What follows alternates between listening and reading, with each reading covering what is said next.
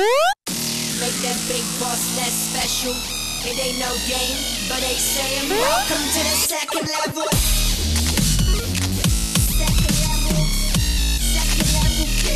Second level. Hello, Internet, and welcome back, or welcome to the official Level 2 podcast, episode 63. My name's Keegan, one half of Level 2 Gamers, hanging out with Tom.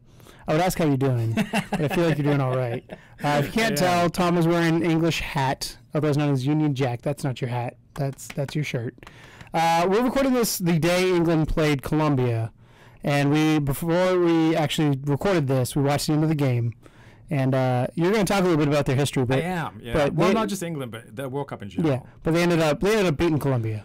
So we went to penalties, which is, as every English person knows, just the worst possible scenario for any game in the World Cup. We have a terrible history, which I will go through a little bit. But yeah, so it went to penalties. We had one blocked. They had one which skied off the bar. We got hit the bar. And then we blocked one and then scored, and we won. And it's unbelievable a feeling because of how often that does not go our way. And that means we're progressing in the World Cup. So I'm super excited. I mean, I wish it didn't have to come down to a nail biter against Colombia. I can only imagine what's going to happen against like France or something. But I mean, you know what? Sometimes momentum will take you strong places. So hopefully, yeah, and then, yeah, my wife called me immediately after. She's like, "Oh my god, like she's like freaking out. Well, this will hopefully also, because you said there's a curse going, and you'll talk about a little bit during your topic, but this hopefully will break down that mental barrier. Because like, I hope so. It's like when I know you probably don't follow baseball, but when the Red Sox won their World Series and they got rid of the curse of the Bambino, like that was a big deal for them. And since then, they've gone back to another one and won another one. The So Cubs it's like, as well when they won. Like that well, was they've only a won long one time so ago. far, right? But like there was always like they would do really well in the season and then they would never get through the playoffs. So it's like, yeah, it's a really great feeling. And like I said, I was trying to explain it, and it's really hard to explain because really we had this consistent pressure on our nation. I think what did the broadcast call it? The English fails. Yeah, immediately they're like, we have penalty kicks coming up next. We're going to now show you the 10 fails from England. Like, oh, great. Thanks for reminding us, buddy. Including the one that our current coach made. But no, it's really hard to explain the feeling of this because I'm not even a football fan, dude. Like, I don't dislike it by any means. I only pretty much watch the national game. As I say, I'm a World Cup fan. Yeah, like exactly. I will watch like club games every so often or MLS game because I like soccer. Right. But World Cup is the only thing I really follow. That's the one I'll lose my shit over. Yeah. Like everything else, I take it or leave it. I'll watch it because it's fun to watch. It's exciting. But for me, like I've wanted to see England win since I was a kid, and every single time we lost on penalties. So to win one, you still got 4 more matches. So. I know, but just this one victorious moment. Don't count your chickens for the hatch. Of life. I know, but don't count your chickens for the hatch. Oh, I know. We probably won't win the World Cup, but to me, this is almost as good. Almost. I was going to say, I don't know if I believe you on that Continue statement. with your thing. This is the Level 2 podcast where we pick a topic of discussion. I pick one first, we talk about it, then we play a game in the middle. I actually planned ahead and have a game picked out for Name That Game. I feel like that's our default game. We don't play anything else. Yeah, it's just easier, become easier. Yeah. And then you'll talk about the World Cup, apparently. Yeah. So that's a thing. I knew you were going to talk about that. But what I want to talk about for my topic is streaming and kind of what it takes during a stream, what you have to, the equipment you need, all that kind of stuff. Like what do we use when we stream? And the first things first, I'm going to talk about equipment because we don't necessarily stream like everybody else streams when it comes to software. We use the Elgato capture card software directly, which is a great piece of software. It's kind of limiting. I use an iMac. I have a 27-inch iMac that I run everything off of that was giving me issues the other night on the stream. Yeah, I hope it doesn't. But a lot of people you'll hear OBS, Open Broadcast Software, which is a lot of people use. It doesn't play friendly on Mac with capture cards, which is why we don't use it. Otherwise, we would for like if we did PC games, we would. Super popular software too, not just for streaming, but free. Like even in the other stuff that I do for LuLaRoe and stuff. Yeah. All the consultants that do their Facebook stuff use OBS. Yeah, so it's kind of interesting. It's an encoder to put stuff on the internet. It's the best one out there. And you could do like the different frames and stuff, so you can put like prices in the corner and different scenes and all that kind of things. Exactly. Yeah, basically it's a piece of software that you put things on top of your video. And it's free. But we use Elgato, and Elgato does things similar to OBS. So I stream on an HD 60S, which doesn't matter because I only stream in 720 30 frames per second because we get that Google. Because internet. Yeah. But Elgato recently has gotten really good at adding plugins. So initially Elgato was just like here, especially on the Mac side. PC version's always been a little bit ahead, but on the Mac side, it's like here's your gameplay, you can put a camera, done. Now it's like, okay, I can crop my camera, I can do a green screen, I can do all this kind of. I don't green screen anymore. Green just screen was only a couple months ago they added that, right? Yeah, it's too much effort to green screen. I'd rather just crop because I have a blank wall behind. Well, now I've got the I'm putting like I have the art behind me. I'm putting some other things I have planned to put behind me as well. But we do that, and then the other things that go along with streaming. So hardware wise, we have, again, you need a computer. So for me, that's my iMac, 2013 iMac. I have the Elgato HD60S that I use for streaming, USB 3. I use a Blue Yeti microphone, which is funny because you guys can't hear that. Like the audio they hear is different than what you hear when I talk to you because you guys I talk through my headset. I understand. Connected. I know you understand. And then for them to get the chat from them in the party when we're playing by myself, it's easy. I don't have to worry about that. The audio goes straight through HDMI. I just talk, make sure my levels are fine, so on and so forth. But when streaming as a party, the one thing you have to do is you have to have the chat link cable. So I have inside of connected to my PS4 controller because I guess not inside. But Elgato sells it separately. I recommend you get the Elgato one and not another one because some of the third-party ones have issues when it comes to connecting right, all that kind of stuff. Making Plus, sure you really just want to get the brand that it was created for. Yeah. You know So basically, it's like you buy a lightning cable from Apple. You don't buy it from a gas station. Yeah. So basically, the chat cable, what it is it's a headphone and mic splitter, and the reason it's important to get their brand is it has the mic capability. Because I don't know if you know, but aux cables come in two varieties. You have aux cables, and I'm going to call it the 2-ring and the 3-ring, because I'm not going to use the technical term. But if you look at an aux cables that do audio have 2 rings on them. I have a itchy head. See, I had to tilt the hat a little bit there. Sorry about that. aux cables that support microphone have 3 rings at the tip. If you look at where the metal tip goes into the computer, that if it has 3 rings, it'll support microphone. It's a ground. Look up what it means if you're curious. But so that the way we have that set up, it comes out of the PS4 controller. One end that goes directly into the Elgato, and then on my Elgato settings, I tell it to take the audio from that. So I use the aux audio instead of the HDMI audio. And then the second one is just a headphone. The analog one? Yeah, analog audio. The second one is then it's just a headphone connector and if you have wireless headphones, you have to hardwire them for this to work. But I have a headphone connector that goes into I have the Sony Platinums. Plug that in. You guys can hear the game audio, all that kind of stuff. And then inside the software, like I said, you have my Yeti. I can bounce my Yeti microphone. You guys then are connected technically to the game audio. Like when you look at Elgato inside the screen, you can see that the game audio by default like bundles us together. Yeah, so you're one. So I can't turn the game audio down on Elgato. It'll turn both you and the game. I have to do it in the PS4 system. So somebody says, hey, and they very rarely do, but if the party's too loud over the game audio or we need more game audio, I have to change that in PS4 settings, not in Elgato settings. So that's to get up and running. So to get up and running, Blue Yeti microphone.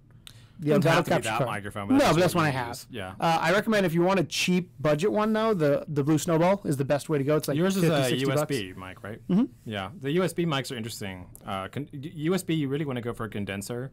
There's a lot of people that will get like USB mics that are like these really cheap kind of thing, just because do not use a headset. Don't mic. skimp on audio quality for streams. Yes. Do not do it. No one will watch you. There's no point. You're wasting $60. Yes. Buy a microphone that's in the 1 to 150 range. Well, the Blue Yeti is a condenser at 60, so the Blue Yeti, the Blue Snowball. Like a $10 mic or whatever. Get the Snowball if you're going to go cheaper. It's the one. It's USB. The only problem it has is sometimes the USB that goes in the back of the mic gets a little loose and causes some issues, so be aware of that. But I've had the Yeti now.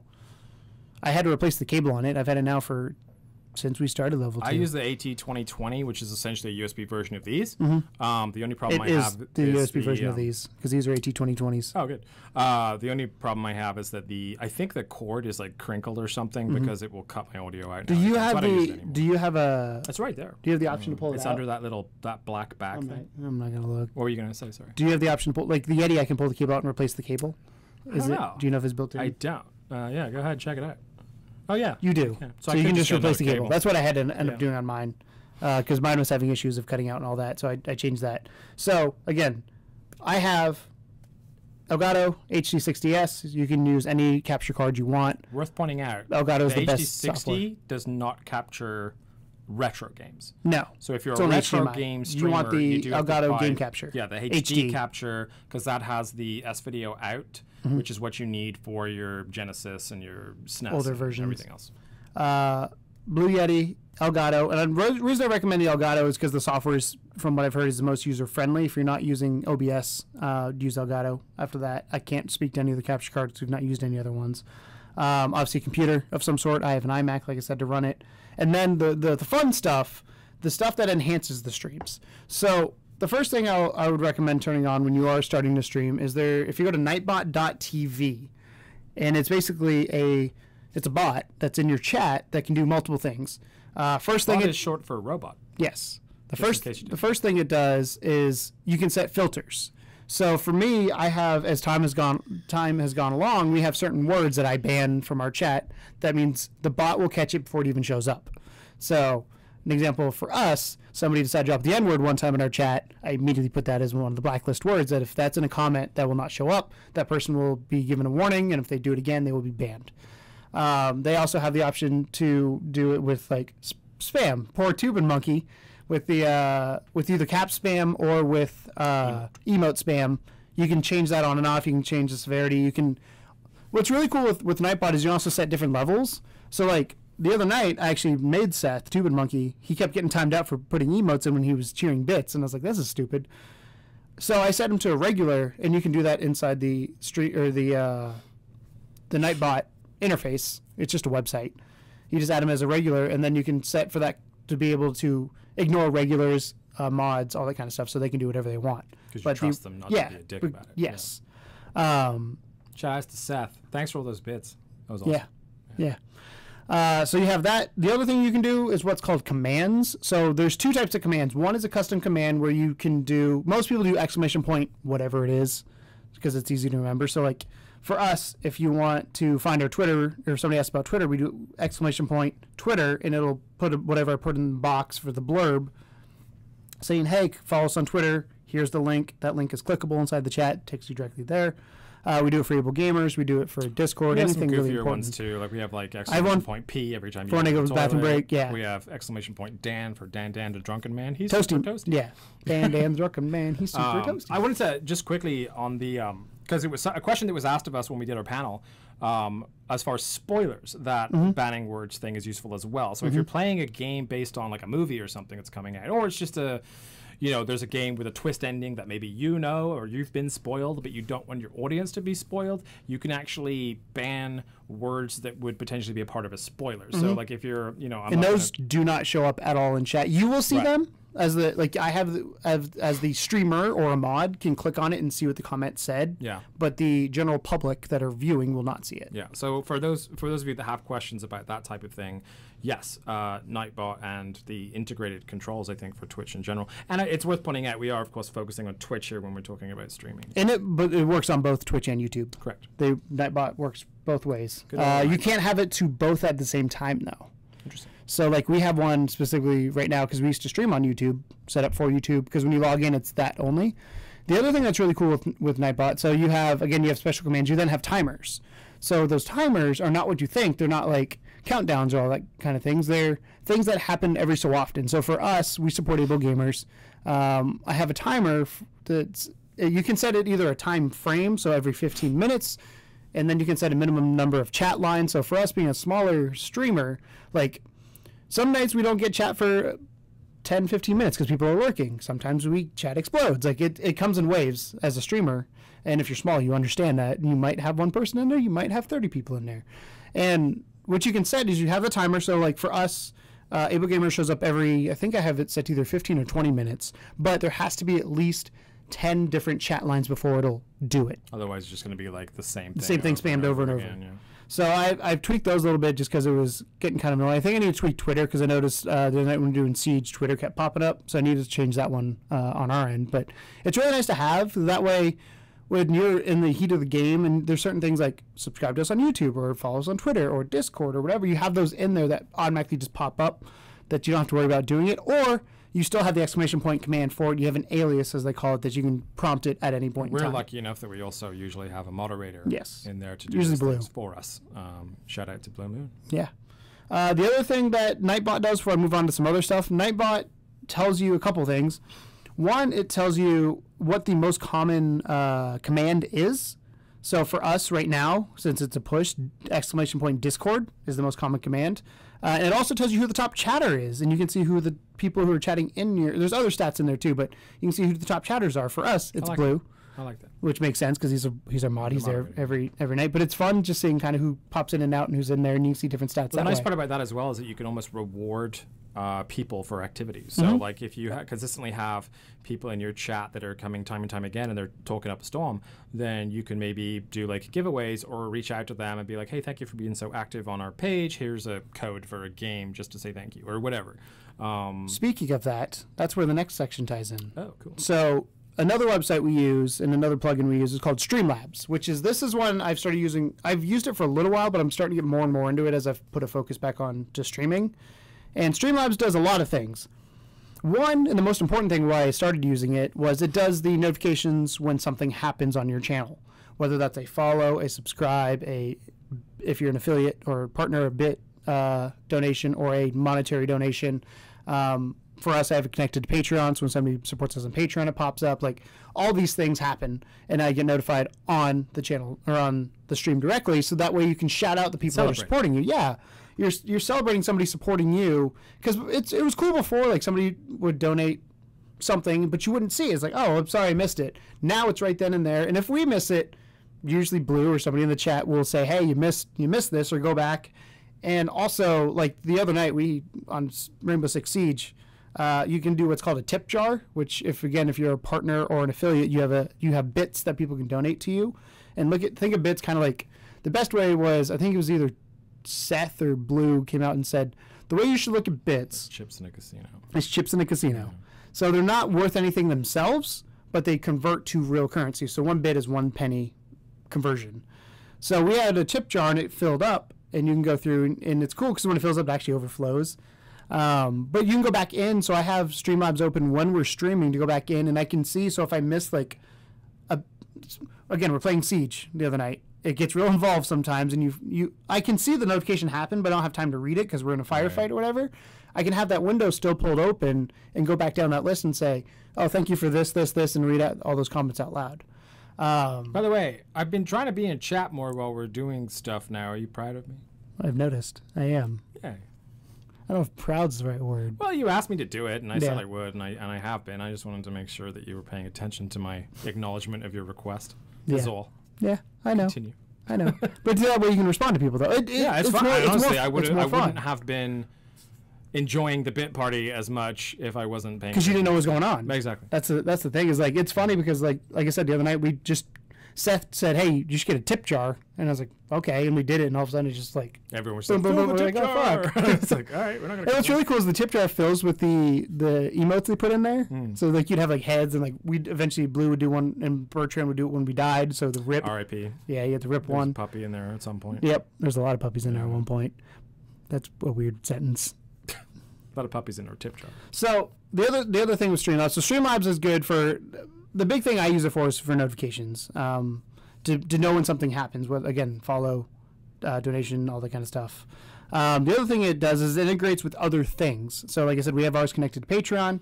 We have it connected to Discord. So now Discord, when we go live, it's supposed to. I don't think it's doing it yet because I don't know if I've actually flipped it on because I was testing it the other day before I put it live. But we can put a message in Streamlabs saying we're going live and automatically post into our Discord. You can have it connected to Twitter, Facebook, whatever else. It's really just all about making your life as a streamer easier. Yes. Because it's difficult, as we found out the other day, and you yelled at me. Streaming is not as simple as it looks. Like, there's a lot of people that just look at it from the outside perspective and say, oh, you're sat down with a headset on and you're playing a video game and talking to people. Like, Yes, you are doing that. But you're also managing a bunch of other stuff. So much behind the scenes that you don't see before, during, and after in some cases that you have to kind of pay attention to. So, like, every time before a stream, you get super, like, stressed out because of all the things that you have to do. And we're usually sat around, like, joking and you get mad, and that's fine. That's normal.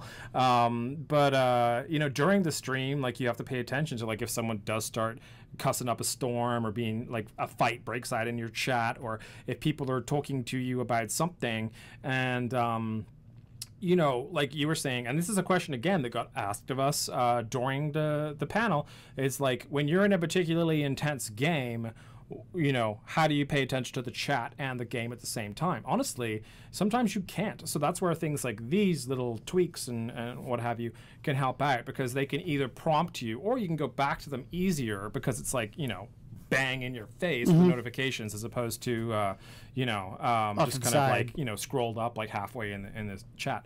But honestly, like, as far as that goes, in general, our recommendation is tell your chat what you're doing. So you're there to communicate with them anyway. So if you know you have to try hard for a bit, Like, hey, I'll get to you in a second. Yeah, just say, you know, this is a particularly intense situation I'm in right now, guys. I got to focus and try hard. I'll be right back. Yeah, during I think at one point I stopped playing Rainbow Six Siege because I knew I was outside. And it's like, hold on, let me read what just happened before I jump in the building.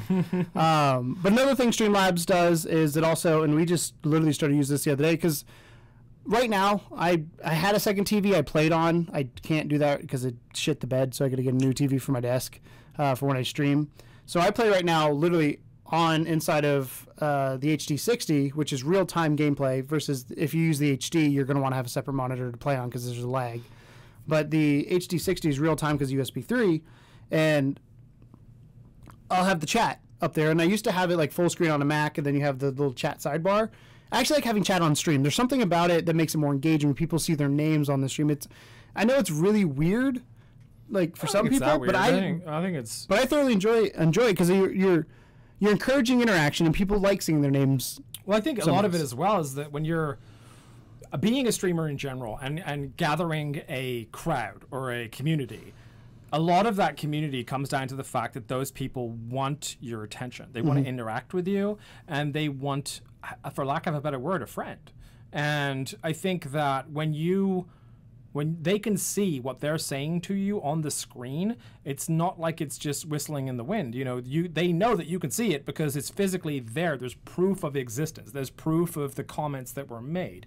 So, like, it just makes the experience a little cooler, because let's say you have a really cool moment in the game or whatever, and that ends up making it out as a highlight, and they were like in the chat, like cheering you on or whatever. That's saved. That's preserved as like them helping. And people coming back and viewing it can see it, and everyone can see it. So they become a part of the history of that stream. I think that's a lot of what, you know, why that's so special to people, is that they get to be a part of it, which is what you want, really. So some of the other things they have on here, and this next one I'm not really going to recommend, but you can have viewer count pulled up. You have it on there if you want to. I honestly, especially as a smaller streamer, Works better to not know. You don't want to know. Like, I can see, like, for me, if I like mouse inside of, like, if I go to type something, like, the only downside of having chat on stream and not pulled next to me in a separate window is I got to mouse over to it. But I can see the number inside of Elgato. It tells me how many people are watching. Or if I go to Twitch, it'll tell me how many people are watching there. I just don't like that on stream, because I don't know if it's a narcissistic thing or if it's there's just something about having the number on the screen. It's off-putting, isn't it? Yeah. Like, if you feel like no one's watching, you're going to play like no one's watching. Yeah. If you don't know who's watching, you're going to play like everyone's watching. Yes, exactly. So that's something to keep in mind. I don't recommend that one, but you can do it for Twitch. You can do it for YouTube, and you do it for Mixer. The other thing that I found that I want to incorporate at some point is there's a spin wheel thing where you spin a wheel and you win something. Oh, cool. So as we get bigger, you'll have prizes. So it literally is built into Streamlabs. They do a command, and then the wheel will start spinning. That person will win a T-shirt or win whatever, and we'll send it to them. So I like that. That's something to go further into. There's also a wish list that you can make. So Amazon wish list, whatever it may be. Like like, hey, I would love to have this game, so on and so forth. You can do credits, you can do sponsor banners, all that kind of stuff as you get bigger. The other things I will kind of hesitate to tell you to put on there, donation goals, unless you're doing some sort of charity stream, I always find tacky and weird personally. Or if you're going to like a con, and that's the goal of the stream is say, hey, help me support the con. But even then, I still feel weird about it. I feel like for charities it's acceptable. I feel like if you have a mission goal that is for something channel related, yes. If you have a donation up there to help you pay your Buy TV bill or to buy a VR headset or whatever, unless it's like, I mean, we did do that once, but we didn't put the donation. But that was a box GoFundMe. up. That was an actual GoFundMe, and we made a whole fucking channel out of it. But I think it depends on like what the goal is for as to whether that is tacky or not. They also have a bit goal, which is something you have up there. And again, bits to me, they should be, I don't want to say, as a streamer, you should encourage people to interact with you however they choose. But if some people choose to donate bits and cheer you on that way. Let's be honest, we streamed a lot on Twitch before we even realized that was a thing. Well, it's only when you're affiliate is when you get it. Oh, is that why? Yeah. Okay. So when you... Well, I didn't even know. I didn't know what it was. When you were like, someone donated bits, I'm like, what the fuck's a bit? Thank you. but like bit goals to me seem like you're money hungry. Like anything the viewer streamer should have when they're playing a game or streaming or whatever they're doing. For us, it's playing games. For other people, it's real life. Whatever your content is, you should not expect anybody to financially support you. Period. You should not expect anybody to show up, but there is that expectation to have some people show up. Like you wouldn't stream if nobody showed up 100% of the time. There's always that hope that somebody shows up. The other thing is follower goals. I'm kind of mixed on this. I think if you're near, like, we're 89 followers right now. We're closing in on 100.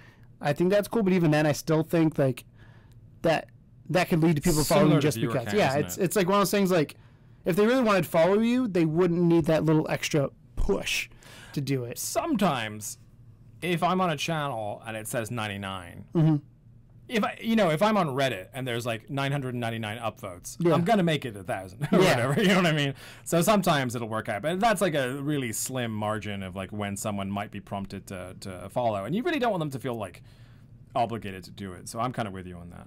I mean, honestly, like, you don't want to have too much spammy things on the screen. The tip jar is fun. That's why I like it, because like literally you get to see real time what your kind of donations are doing, and it's kind of like a sweet goal. You'll see it, but they won't see it. But we have so many different options we can choose for tip jars. Yeah, we have right now. It's a Pilsner glass, which is kind of fun. Yep, that's one I ended up choosing. But we started with the big glass, and we went down from there. But yeah, it's Pilsner glass, and I'm hoping at some point you could do custom ones, which would be a lot of fun. Yeah. But yeah, the tip jar is a lot of fun. The reason I like the tip jar is because it encourages people, again, not in a pushy way. Yeah. It's one of those things like, if they do with the bits, it's cool to see that jar fill up.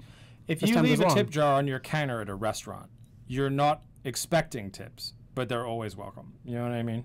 Yeah. So it's like, I don't know, because like the tough thing about being a streamer in general is that if you're trying to get into it for the money, then you're already doing the wrong thing. Yes. But B, like, it's kind of I don't know, like you said, it's not tacky is the wrong word, but it's just kind of like it's very off-putting. It's off-putting when you feel like the person is kind of requesting it of you. But if you just kind of leave it out there in the world and don't really talk about it, you can celebrate it, because you do want to celebrate when people. You don't want to be like, if someone donates to you, you want to be like, I don't want to give a shit. Like, you want to celebrate that. Like, thank you so much, because you put the time in to create this content, however it may be, play this game, do this thing, talk to the people, whatever it might be, to be a source of entertainment for folks.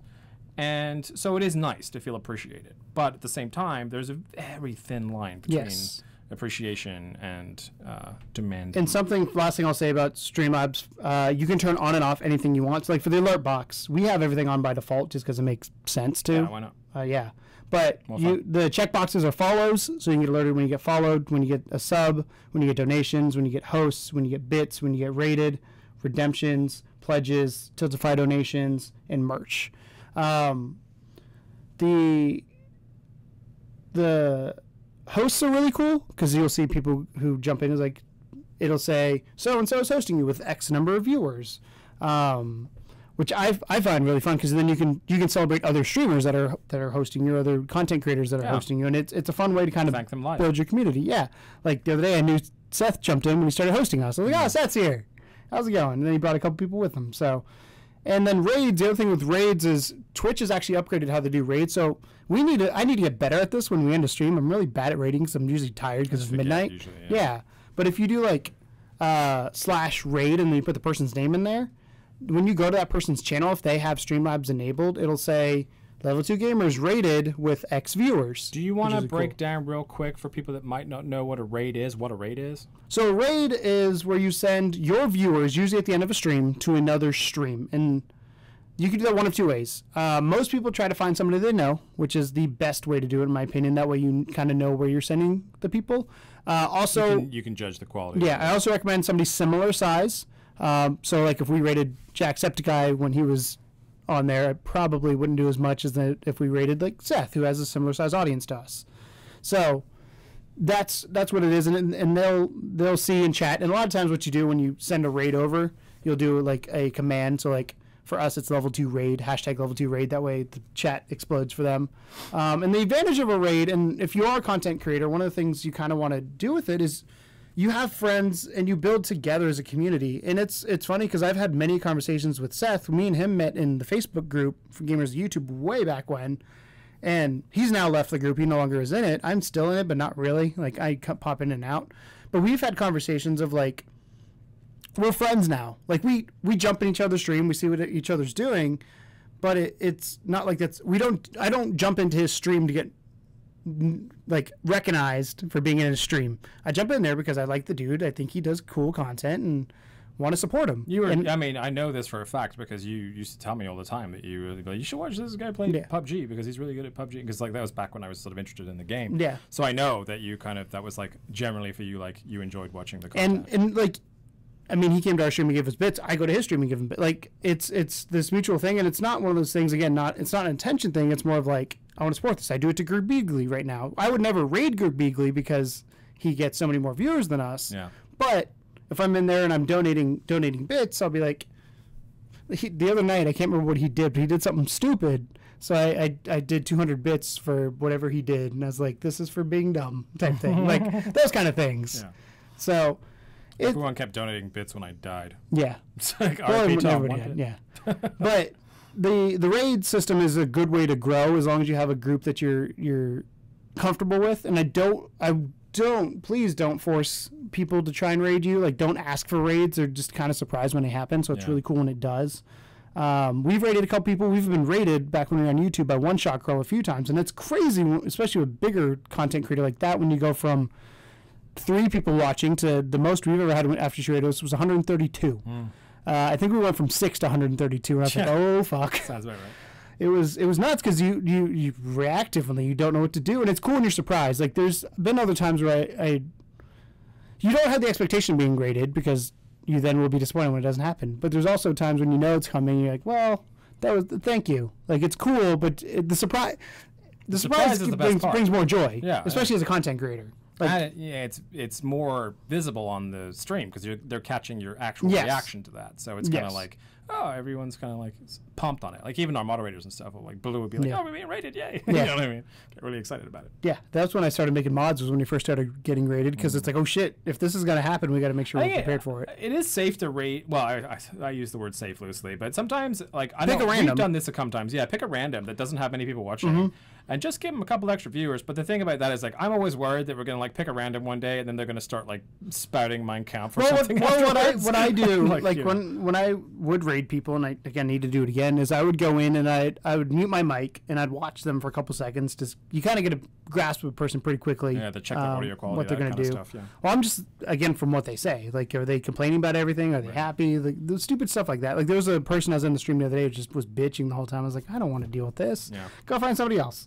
But yeah, Streamlabs is super important for notification aspect of things, and it works with OBS. It works Classic Studio, XSplit, Game Shadow, or Elgato Game Capture. So it works with all your broadcasting software, all the things, which is amazing. And the other cool thing is you can test stuff. So even when we're not live, if I have Elgato pulled up on my computer, and it's just a link you put in, you add for Elgato, it's add a website. You choose the dimensions, put it where you want it to go. And then there's buttons on Streamlabs itself to say, test this notification. What does that sound? And you can change sounds. You can change images. For us, it's just our level 2 logo or the L2G logo that pops up. But I'll be putting more and more time into this. I might grab Wheezy to do some artwork specifically for it. Because I want to do stuff like when people donate, I want it, like you said, you want to celebrate that. You want to, when the bit waterfall shit happens, where just the constant bits coming at you, you want to celebrate that because those are cool moments. I mean, I gotta say, follows, when we did that Rainbow Six stream, we wanted to play it because we hadn't really played that game more than once or twice together as a group as it was, and as like with me involved, that is. I know you guys played it a little bit before, but you know, whenever you're playing a game of that magnitude, that size, like Overwatch, Rainbow Six Siege, Call of Duty, whatever. Division. Yeah, like you know already that you're unlikely to gain a super large audience because of the game you're playing. Because you're competing with 85 other people. With like the official fucking teams and stuff on it, as not to mention the million other like way higher. Like to give you an example, here's a real world example. So the night we streamed Rainbow Six Siege, which was Sunday, there were, when we went live, I want to say like 92 channels that were streaming the game. When I streamed Tour de France 2018 a couple days before, there was, I think, 17 or 16. So you can also tell how many people are watching. So you have less people watching Tour de France, but you also have less people streaming it. So if those kind of work out, like Overwatch is a good example of where numbers can be inflated. So when Overwatch League is streaming, there's roughly 150 to 200,000 people watching Overwatch. If you look though at the numbers, 100,000 of that is on OWL, is on Overwatch League, and then the other 50,000 is divided up amongst the hundreds of other channels that are streaming it. So it's a little tip to kind of look at that. Don't make that the end all be all. Obviously, when you choose what you're going to play something you enjoy. I would never go in and be like, I'm going to play Metal Gear Solid 5 because 3 people are streaming it, but there's 600 people wanting to watch it. Like, I would never do that. I think the other thing, kind of the point I was trying to make with the Rainbow Six Siege thing was that, like, we went into that thinking the stream, like, we thought we would have fun playing the games. It's a fun game, but we weren't expecting the stream necessarily to be like crazy fun. And because of these things that we fucked around with, I literally was testing. I was testing them that night. Yeah, you were just testing like but the tip jar. Literally, I added at Seth's recommendation during the stream. So I was dead, and I was like, yeah, because they're watching somebody else play. So at that point, I don't have to worry about it. I'm just on camera. And I was like, oh, let me set this up, and then it did it. And it just like that ended up making the stream like super hyper fun. Just not because we got donations. We didn't give a shit about that. It was the joy anyway, of like, as everybody being like, let's fill this up. It's just everyone kind of like rooting for you and like pushing you on. Or when you die, or whatever. Like, that just made the interaction level so much more interesting. It was like back in the day when Jordan did his 24-hour live stream, and as much as he'll admit he hated that I did this command, I think he also enjoyed the interaction from it. Was when he dead, it was the exclamation point get good. So when he died, you did. But like stuff like that, again, it's something that is different for other people, to bring them in, to kind of let them know. And then once people are in, I don't want to say inside joke because it's not a joke, but once people are in and are in the know, they feel like they're part of it. And that becomes your community. Yeah, and that's the big thing I'm learning right now, and that's one of the things we talk about constantly is we have a community on YouTube, and we have a community in Discord, we have a community on Twitter. Like, we have people that we interact with. Twitch is new to us, and I feel like we're slowly, at least I'm slowly learning. I know Twitch is a platform and how to deal with that, but I'm slowly learning kind of the other aspects of it. Yeah, of how to get these third-party things plugged in and all that. And the last thing I will recommend when it comes to Twitch is always have your dashboard open on Twitch, whether it's in a tab or something. The dashboard will tell you a couple things. One, you can change the title of your stream right then and there. You can change the game playing right then and there. So the other night I was playing Overwatch with you guys. I then said, hey, I'm going to jump over to Division. Jumped over the Division. Real time, I can go change the name of the stream to now playing Division. Change the game. Because it's important to get the game tag right, which I still have an issue because my mobile device throws it off, and I don't know why, so I might delete the Twitch app and reinstall it and see if that fixes it. But that way it shows up in that game category. So you can do that real time. The other thing it has is obviously chat. It has the tools that Twitch give you when it comes to banning words. So outside of Nightbot, you can put specific words in Twitch. It also shows you the health of your stream. So if people are like, hey, you're shit stuttering, you can go in and it'll have a bar graph of how you're doing. And if you're way down here, you might want to figure out why. Or that also restart the stream. Yeah, and they'll also determine too whether it's you or whether it's the person watching, and they may need to drop down their quality or whatever it may be because they're in somewhere with not a good connection. So I always have that up just at a glance, and I every so often I'll just pull it up to make sure to me it's the stream quality, make sure it's fine. But people in chat are usually pretty good at saying, hey, something's going wrong. Yeah. They call us out but if you don't have a chat because you just started out or people haven't shown up yet or whatever, you don't know. And especially if you're by yourself. Yeah. And I as feel you, like we have people that are like, hey, we can't hear David Yeah. or whatever. So like we get people that yell out at us, and our mods help with that too. But if you don't have that, like, how are you gonna know? yeah, and that's the most frustrating thing for me. And I've told you this before. Like for me, I put so much effort into making the stream as best quality as I can when it comes to visuals, audio, all the kind of stuff. And when something goes wrong, I get angry very quickly at it. I get flustered because I want to put on the best show for people who are watching, especially as a smaller one, because you are competing with these big guys that already have an established audience.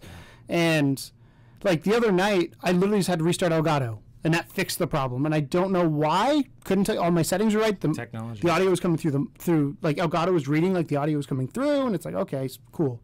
Turn it off, turn it back on again. I literally I had to turn it off, unplug it, and plug it back in. There you go. So from the USB, but that fixed it. So things like that, and you'll learn those as you go along. But I feel like I've rambled a bit into this. It's okay. But it's useful information. Yeah, if you are new to streaming, like I said, the big ones I would get, obviously, use the Twitch dashboard, use Nightbot, use Streamlabs. Start with those, go from there, and then for streaming software, OBS or Elgato, I'd recommend the two. There you go. Cool. After this break, we're going to get into a little bit of Name That Game.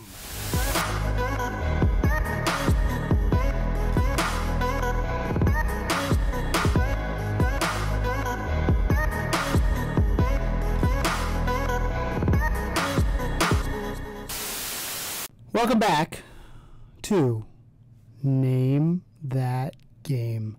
I did let you know beforehand, this is a game you may have not played. I'm not 100% sure, but you'll understand at the end why I picked it. So I'm really curious to see if you're going to get it. The way this works, for those of you who have not joined before, is basically Tom has 20 closed questions he can ask me to guess the game. A closed question is yes, no, a simple, direct answer. So, is there people in the game? Yes. Does the person have a weapon? Yes. Usually that kind of one thing. word, or at least very few words. It's not an open question in terms of like it can't be interpreted. Yeah, it can't be interpreted. So it's like it's a solid answer and it's a short answer. Is kind of the easiest way to put that. But I get to ask 20 of those to try and determine the game. The only question I can't ask is what genre? What genre is it? Because that narrows it down too quickly. So that's pretty much all there is to it. You can play along at home. That's why we play the game. It's a lot of fun to play. So, of course, you can't ask questions. So you have to rely on me asking the right questions. But if you get it before I do, let me know in the comments below, and I'll give you a gold star. Cool. Go on. Let's do it. Question number 1. Okay. What genre is it? Just kidding. All right. So, my favorite first question, on what console did it originally get released? Console? Well, platform. What platform? Yeah. So the original. Well, on what platform did it originally release? Hang on. Let me ask this a better way. I was like, because... Do you have your tally up? You won. Oh, yeah, you have the special thing. Okay, the last... Give me, in order, the list of platforms that it has released on. That's a better question. Get more information. NECPC 8221. Jesus fuck. 3DO, PlayStation, and Sega Saturn. God damn you. Sega Saturn. It was on the PlayStation, so the original. It was on the NECPC 9821. What the fuck is an NECPC? A 3DO, the PlayStation, 3DO, and the Sega Saturn. Oh, you are the worst. I'm having trouble thinking of a game that was on the PlayStation and the Sega Saturn, let alone the fucking 3DO. God damn. You'll again when I tell you why I picked this, you will know. You'll be like, oh fuck. All right. God damn. That's rough, man. Can I ask for the name of the developer? Konami. Okay. Is there multiple in this series? Or is it a series, I suppose, is a better question. And is there more than one of this thing? Okay. So it's a one-off. Yes. They didn't have any sequels. It's a spiritual successor, but it's not a direct sequel. This is the spiritual successor, or there is one to this? This takes elements from something that was created before it, but it's not a direct sequel. I will give you that as a freebie. It's not like a 1, 2, 3, 4, 5 situation. Okay. It's a spiritual successor. Yes. Gotcha. I dig it. on the 3DO, the NEC PC, PlayStation, and Sega Dreamcast. Or Sega Saturn, sorry. Sega Saturn. Ugh. My head's in weird places right now. Because my original thought there was it could be Flashback, because I thought Flashback is like a spiritual successor to Another World, which is an early game. I don't think Konami made that, though, and also that was not on the PlayStation, so it's not that. It was on the Genesis, and I think some other stuff. There's not that many fucking Sega Saturn games, so No. that's the thing I'm narrowing in on right now. Yeah. Like, it has to be... Okay. What is my main character in the game? I say what like is it, animal, vegetable, mineral, like person. human. It is a human. Okay. Is it a male human or a female human? Male. I'm doing I always go, and I end up going sideways so I can try and stare you down and get answers from your eyes. My face. Yeah. Male human. What is my weapon if I have one? You have a weapon. I don't know specifically if it's Take your time. saying here or not. There's no one, watching and waiting for you to answer anything. Yeah. I got strawberry cheesecake flavored vape today.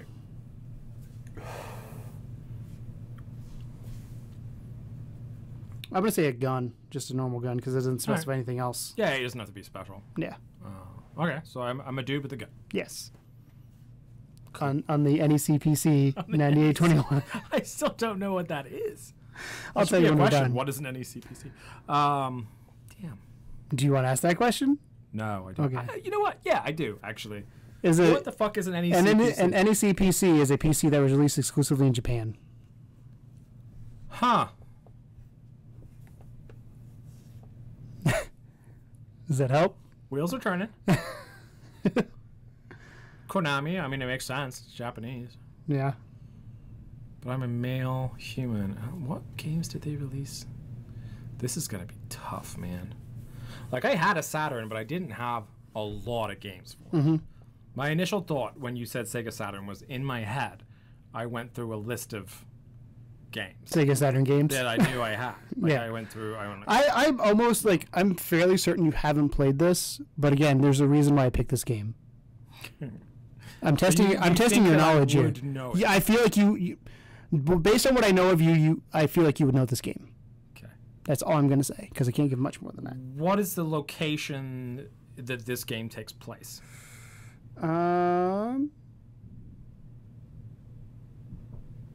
don't know if it's gonna tell me exact. Like, I mean, be as vague as you want. doesn't say. I know it's Earth. I can tell you that much right off the That's bat. good enough. But I don't know if it gives us like. Oh no! It's you're based on Earth, but you travel to space. Why wouldn't you? That gives me nothing. God damn. I didn't click. There we go. I'm coming up dry, man. I'm like, I should have got this by now already. If I knew it, I probably would know it. Konami, Shooty Guy, Earth and Space, On the NEC PC. NESC, SES. It's Japanese. 9821. By proxy, it's Japanese. Yeah.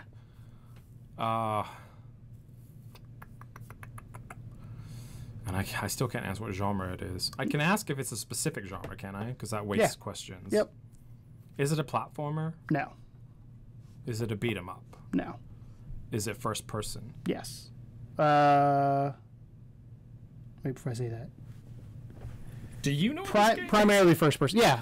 Primarily. Primarily that's why I hesitated because I don't think the whole thing is first person, but the majority of the game is first person. There are some other elements of the game that are not first person. What fucking first I person literally found this games game. were I found this game the other day by watching a video that I found that I made sure I didn't do it on the YouTube channel so you couldn't see what it was. there? You sneaky. Yeah, I was like, ooh, because I watched the video and it was in there. And I was like, ooh, I wonder if he knows this game. I'm surprised you haven't asked a big question. Because I feel like once you ask this question, you'll get it. What is the art style? If it has a name.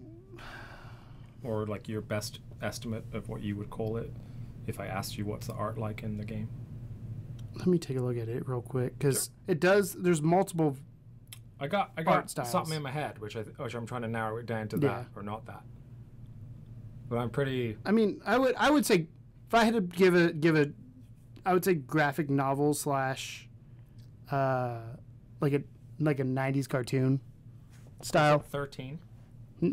No, hold on. God damn it! Count. God damn it! No. That was my Hail Mary. I was about to slay that.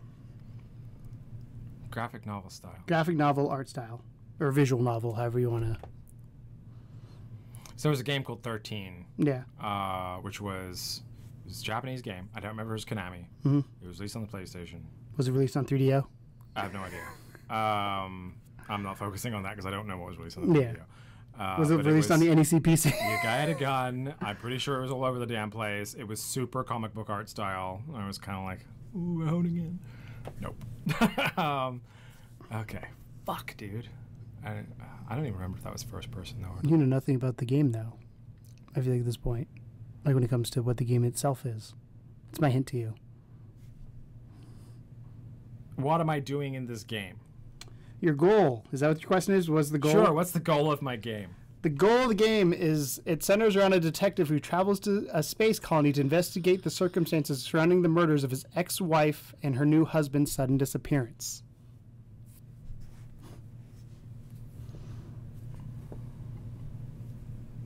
You're on question 15. Does Suda 51 have anything to do with it? No. But I feel like you're closer to where you should be.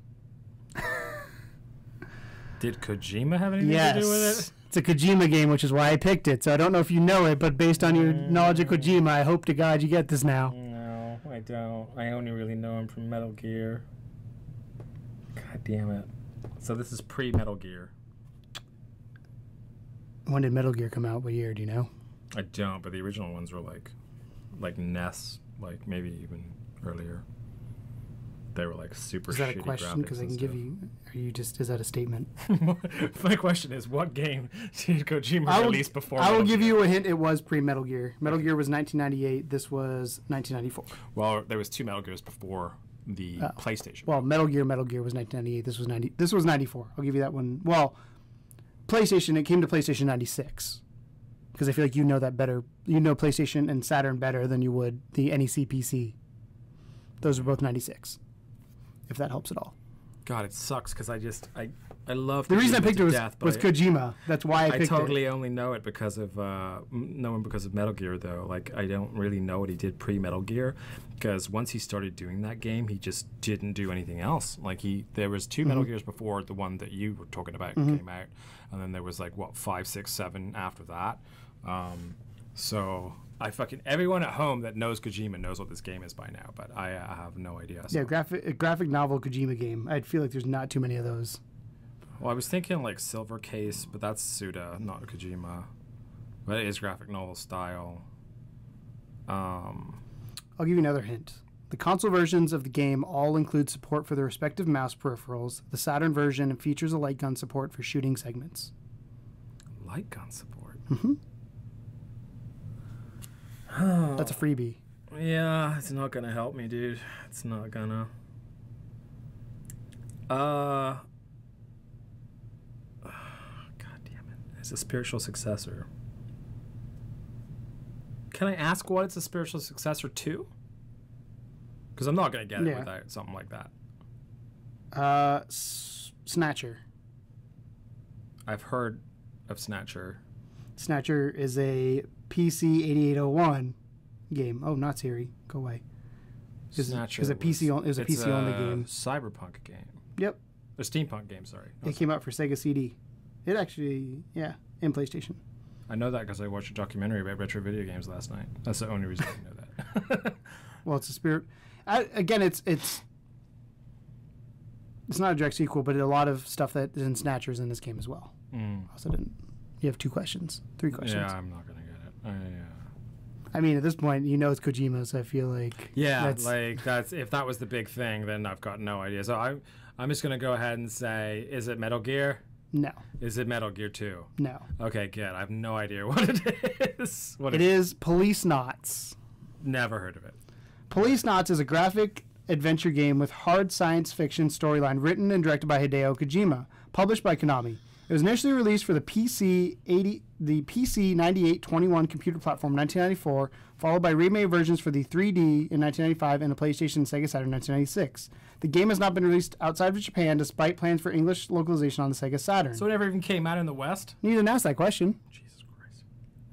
How would I have played it if it never came out in the West? On August 24th, 2009, in honor of the game's 46th birthday of the game's designer, Hideo Kojima, an unofficial English translation patched was released for the PlayStation version. Yeah.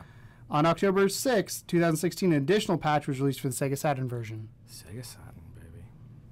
So, yeah, fucked up on that. No idea. Good try, though. I mean, you definitely were in the right ballpark. yeah, it's like, it was one of those things where I was like, I want to see how much he knows about Kojima. Not that much. So I watched. Honestly. All I know is Metal Gear. Where I found it was, did you know Gaming? Yeah. The YouTube channel. So they have what's called region locked, which are games that are locked to specific regions. And this one was, I was like, I think the title of the video was the Kojima game that never made it to the West. And I was like, I wonder how well Tom knows Kojima. Because I didn't want to ask you, like, have you heard this game before? No, it's fine. But, no, it was a good attempt. And clearly it worked. Congratulations. You win this round, my friend. I will get you next time, my pretty. You got that one in like 12 tries that one time. So I feel like I had to make it harder. But part of that was that, like, you literally Googled obscure game. Yeah. No, that's good. That was a challenge. I like it. Cool. All right. After this, I'm going to talk about some World Cup.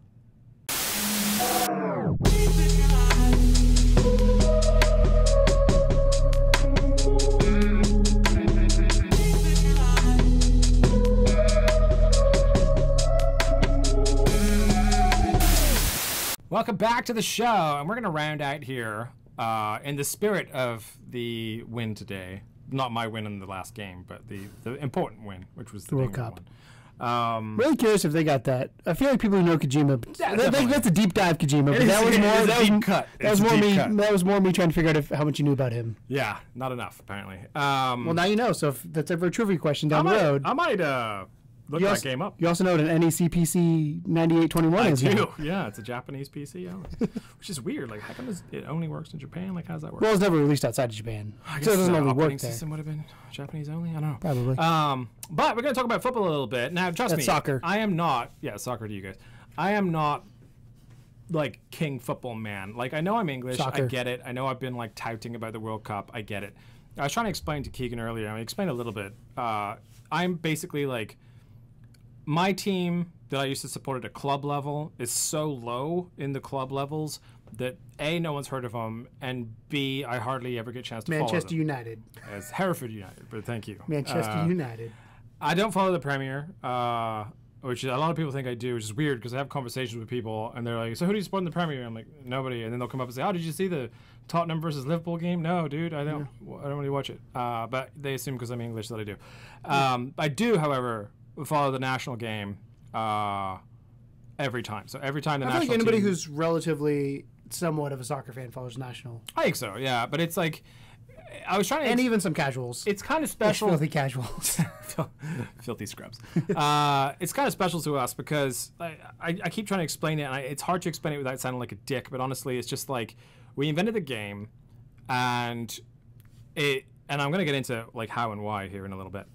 We invented the game, and we only won it once. And a fun fact that we're going to get into is actually England and one other team were the first national teams ever. So we're literally the oldest team, well, joint oldest team in the entirety of international football. So it's important to us. And, every year or every 4 years, every cup of national level, we do really well at the beginning. We get fucked over at some point by something awful that's usually our own fault. Like we give away a penalty or whatever. Or it ends on penalty kicks. And except for today, it's usually a miserable experience. Although today was a miserable experience until we won. So let's talk a little bit about... You're just a cynic. The history of it. Every English person is a cynic when it comes to that. From a soccer standpoint, football standpoint, that was a good game. Oh, it was a hell of a game. Like the fact that because England scored in the first, 10 minutes or whatever? 56 minutes. Was it? Oh.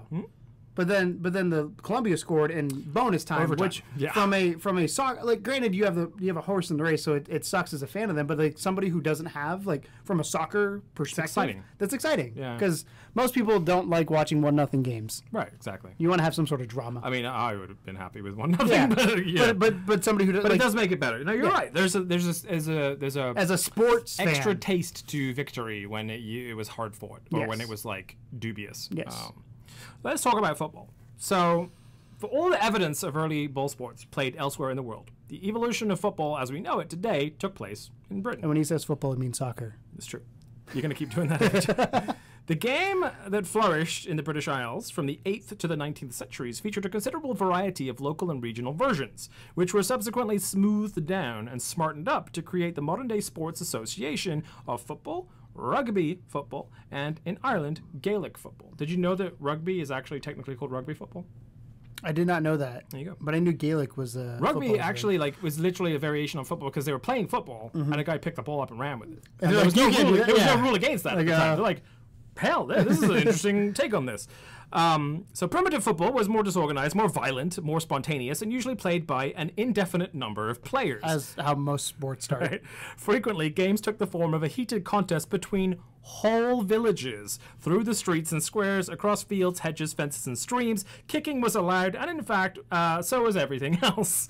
Sometimes kicking the ball was out of the question due to the size and weight of the sphere being used. In such cases, kicking was instead limited to taking out opponents.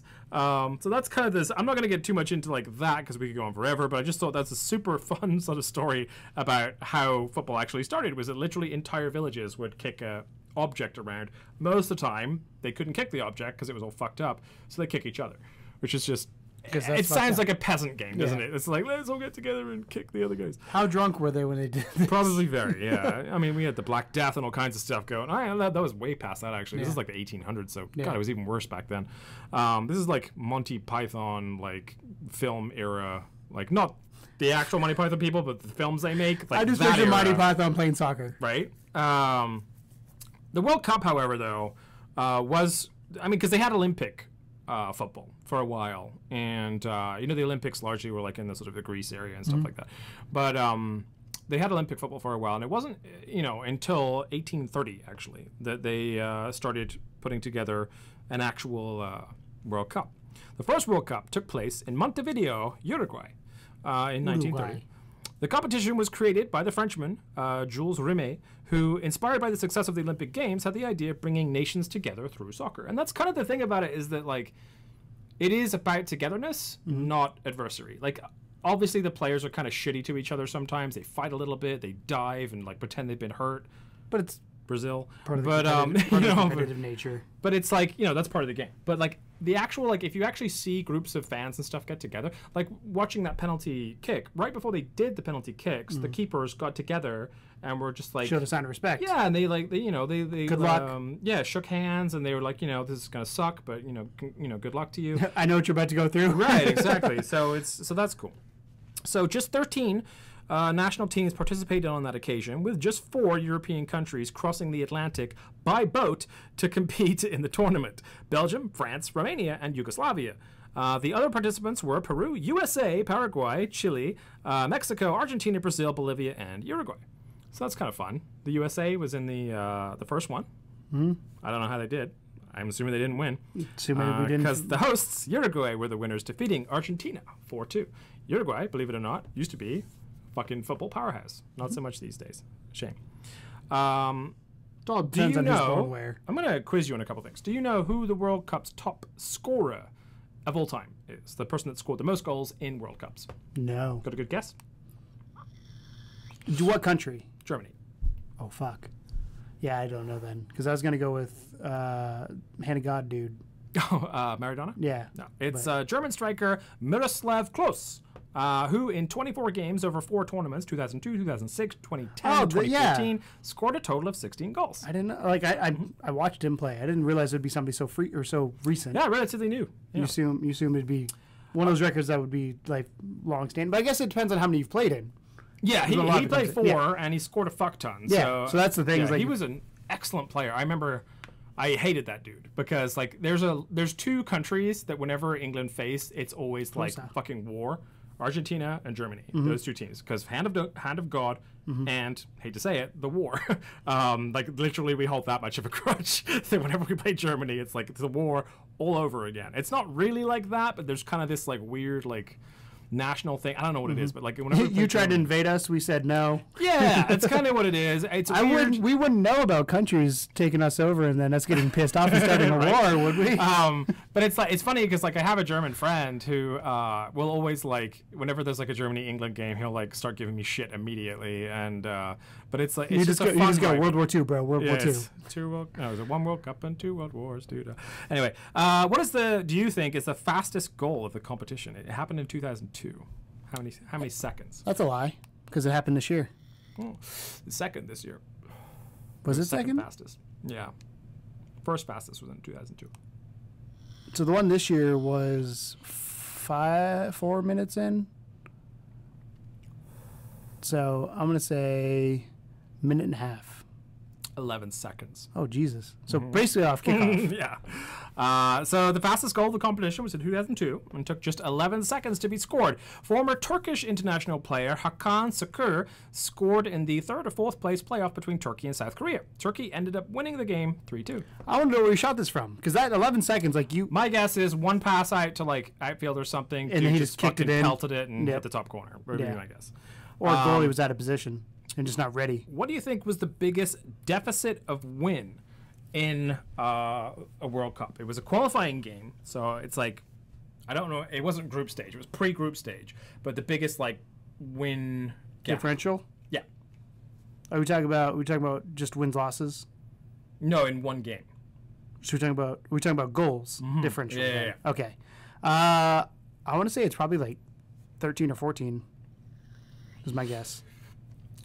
The biggest win in World Cup qualifying was in 2001 in a game between Australia and American Samoa. American Samoa had a team. The Australians won by 31 to 0. Whoa. That's insane. Was that in World Cup or was that qualifying? It was qualifying. Okay. Yeah. That makes more sense then. Because I was like, if that was in World Cup... It was pretty unfair. Yeah. I didn't even know American Samoa had their own team. Like, so that's kind of interesting. But I guess they probably decided to call it quits after that. Yeah. Okay, so out of all the 20 previous editions of the World Cup, which team has won the most? My guess is going to be either Argentina, Germany, Portugal, or Italy. It's one of those four, I'm guessing. All wrong. Really? Brazil? Yep.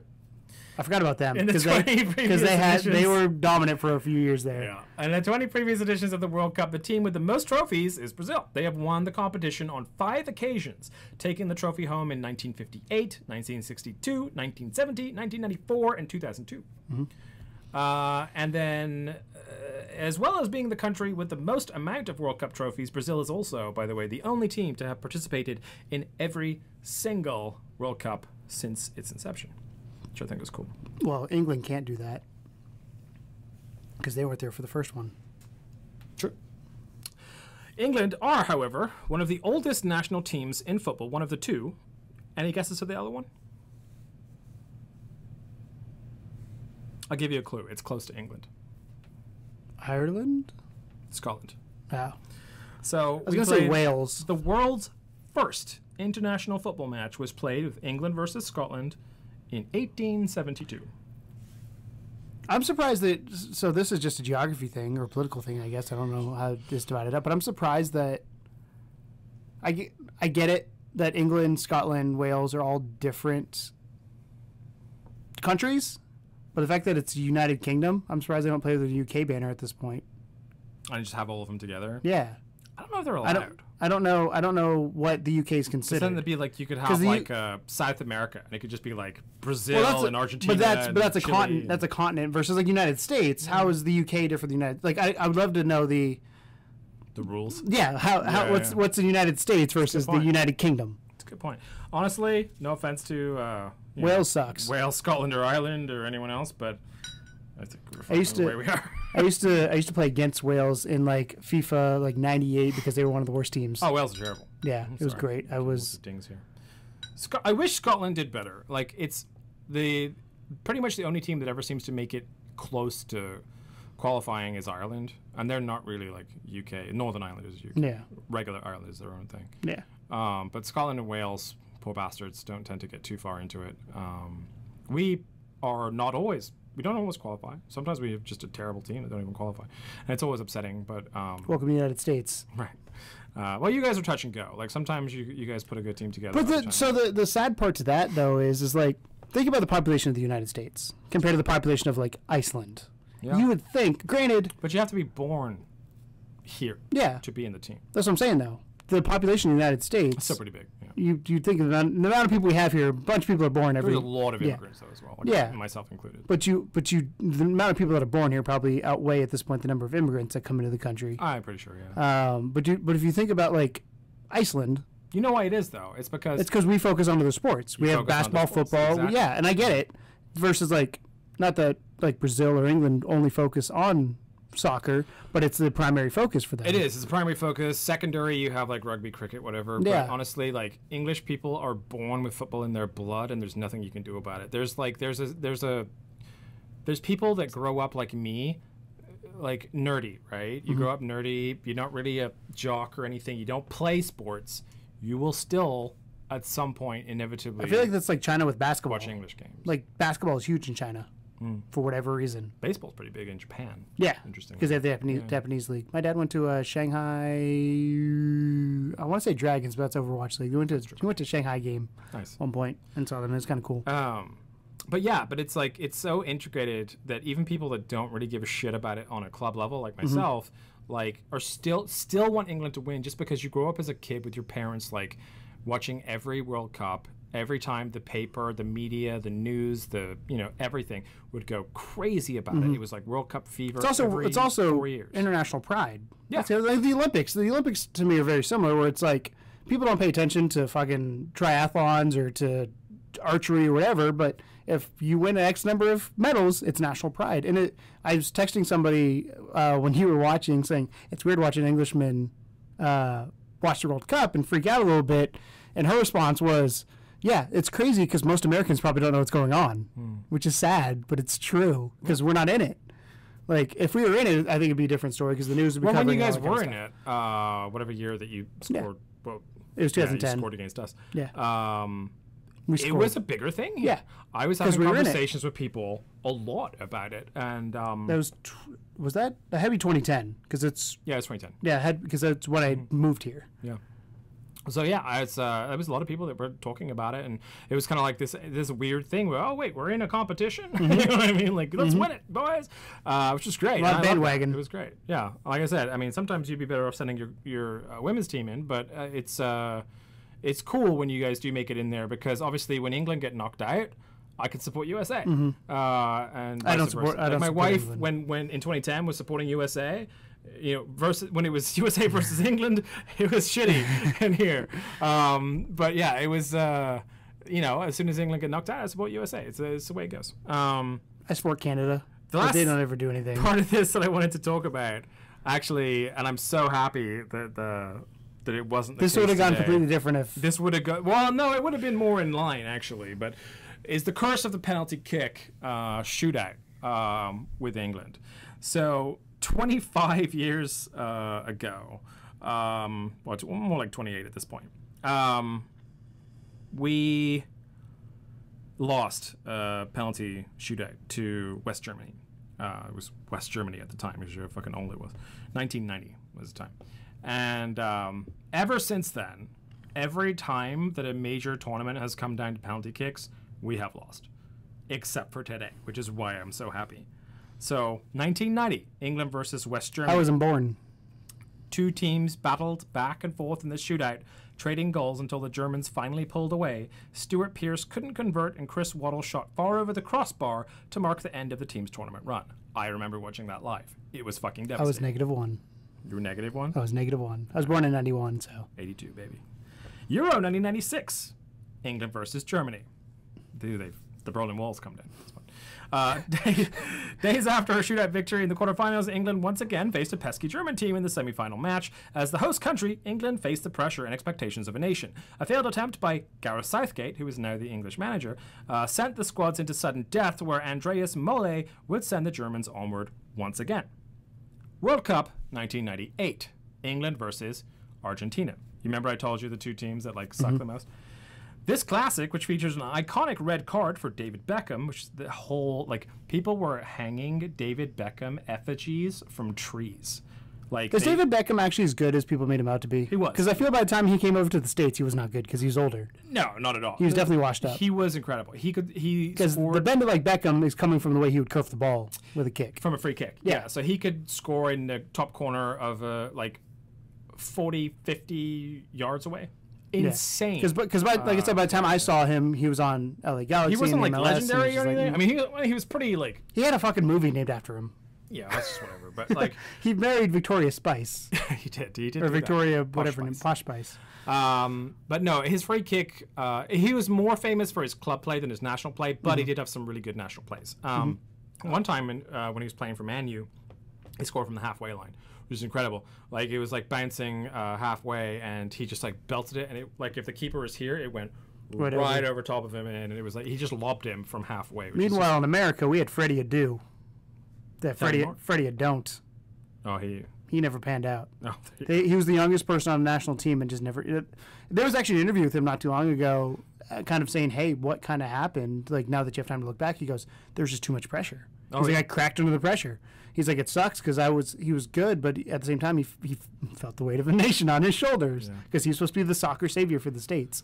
Well, did not work. He was 16 at the time he made the national team. Jesus Christ. Yeah, So this one, like I said, was particularly bad because, you know, when you get a red card, what happens? you're out. And then it's You don't get to fill in. one man down. Yeah. 10 versus 11. Yeah, So it's not the end of. It's not the end of the world, but it's not a favorable. it's not, yeah, but, you know, I mean, we made it all the way to penalties, but, Mm-hmm. you know, we probably would have won if David Beckham didn't act like a little bitch and get a red card. What do you get a red card for? I can't remember. It was it a- something stupid, though. Wasn't like a hard side tackle or No, something? it was something really stupid. Like, he just pushed a player or something. Yeah. He was like, it was pure ego. Like, it wasn't an actual thing. Because I could get if it's like a hard side tackle, that kind of thing. No. It happens. So after drawing 2-2, the teams traded goals. The second attempt save for each in the shootout. Argentina would take the penalties 4-3, though, and take the quarterfinal. Euro 2004, England versus Portugal. 6 years later, another 2-2 draw sent England. Oh, God. Webpage reloaded because of a problem. This one I actually remember as well. England back to the quarterfinal shootout. Although Beckham missed the first shot, of course, his squad scrambled back into the match and tied the score 5-5.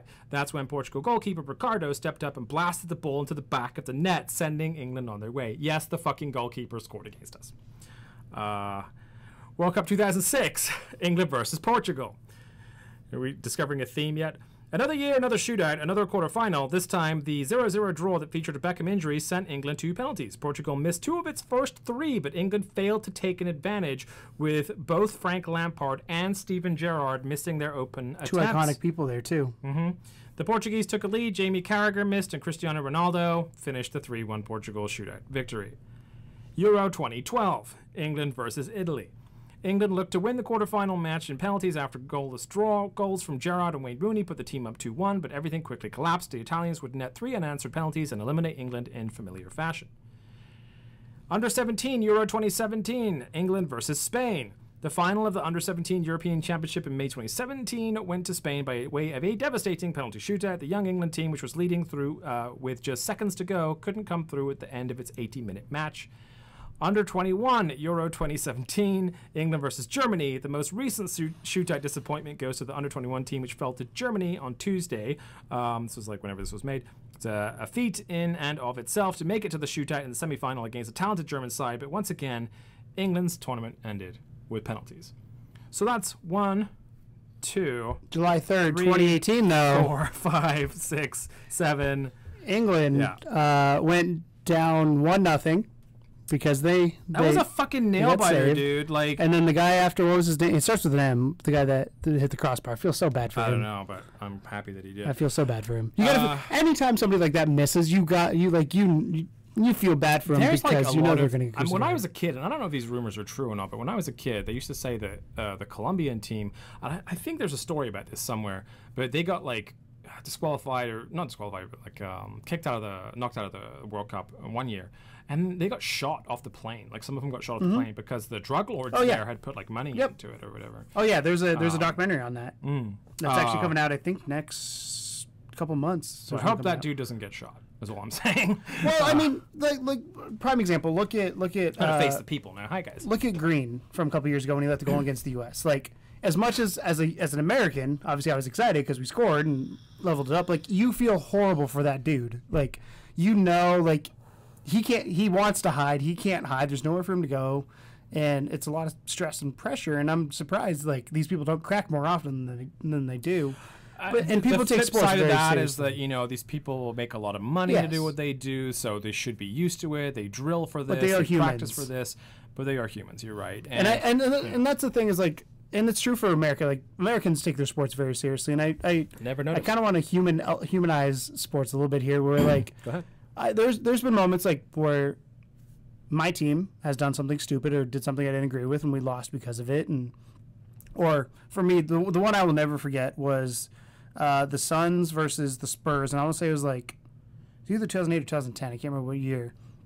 But Robert Horry, who used to be an LA Laker, which I was not a fan of him then, moved to the San Antonio Spurs, hip checked Steve Nash into, I'm going to call it the boards, but hit him into the scorer's table, and Nash was out. Stoudemire came off the bench because he was pissed because his teammate got hip checked, and like I was pissed at Robert Horry as a Suns fan, and like. I know people in the Suns sphere were like, we should kill this guy. This guy, like, he ruined our like he was the reason we lost the championship or lost that series, which I kind of agree with because Stoudemire got suspended for Game 7 because he came off the bench, and now there's a rule about that. You can't leave the bench, all this kind of stuff. But these are humans. I get getting emotional with sports and all this kind of stuff, but at the end of the day, a sport is not worth somebody's life. No, You're not at all. You can say whatever you want to the person or about the person, but when you start acting on those, that's when I have an issue with it. And that's true with like content creators and online creators. Like, you can have your opinions on people, but if you go to the point of potentially harming somebody, that's when it gets too serious. Stuff, all that yeah, kind that's of when it gets shit, too serious. So yeah, that's the I whole just point. wanted to throw that one out there. Yeah, no, I appreciate that. I get very angry when sports happen. Damn sports. No, but I could say I did not think we were going to win just because of, you can see with the history here that I did not think we were going to win at all. I'm really excited that we did. I'm really excited that my wife like lost her shit as well, which was really funny. I told you I'm happy for you. I really just wanted to see you crushed at one point. Like I know. It'll happen. Don't worry. And we're not going to make it all the way. It's not because I want to see you. Partially it's because I like to see you. I want to see you upset. If that makes sense. Like, sure. It's not because I hate you, but just having the we're not good, so you can't win mentality. You shouldn't win mentality. Right. I also don't have any horse in this race, so I just want to see good soccer, which you could is what have that a was. horse. You could support my horse. No, fuck England. That's where we came from, and that's where you guys screwed us that's where over. you came from. Yeah. So I didn't. I came from my family heritage is German Hungarian. I had to think about that. So you are the enemy. Yeah. I knew it. Well, depends on which part we're looking at. Vi isn't in Germany. Oh, it is kind of Germany. My grandma's last name is Gegenheimer. That's definitely So Germany. there you go. Gegenheimer. My dad's dad's side is Hungarian. There you go. So anyway, that's a brief kind of run through the history of A, football, B, the World Cup, and C, the history of England's terrible defeats, which have been finally broken today. a couple days ago, if you're watching. On Saturday. So fucking pumped. Oh my God. That being said, that's our show. So thank you so much for watching. I hope you learned something about streaming with Keegan's Corner. I hope you fucking got that game that I could not get. What was the name of the game, Tom? Police Notes? There you go. There you go. It's funny because it's literally Space Police. Makes sense. It's just very Kojima on the nose.